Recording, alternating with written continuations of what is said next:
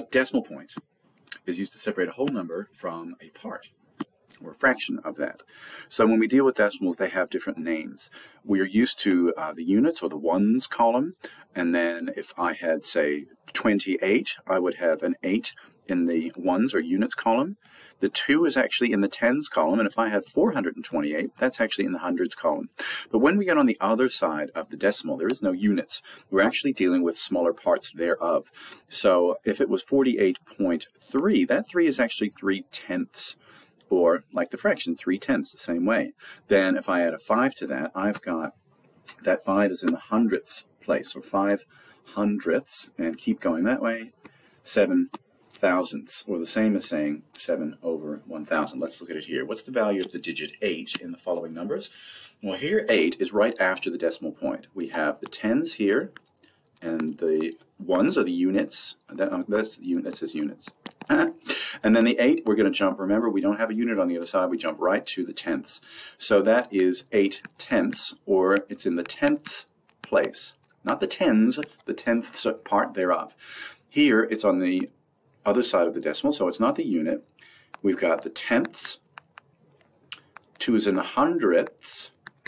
Keep adding a 0. 8 is actually in the thousandths place. So 8 thousandths, or thousandths.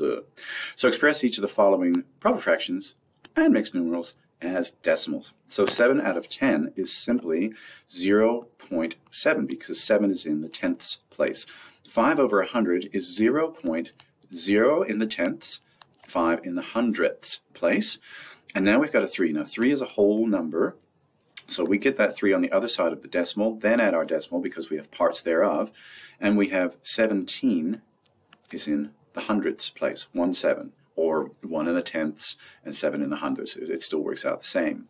Now if we're reorganizing these in ascending order, now we go from smallest to largest in ascending order. We're heading up. Let's look and see what are our smallest whole numbers. We've got a couple of 2's there. Well, we can see that looking at the fractions or parts thereof, we have 2 and 73 hundredths, which is more than 2 and 37 hundredths. So that's actually going to be our first number there, because that is a smaller amount of parts. So going from smallest to largest, we'll have 2.37, because that 3 is smaller than the 7. Now what's our next number? We've got 3's, and we've got a similar situation.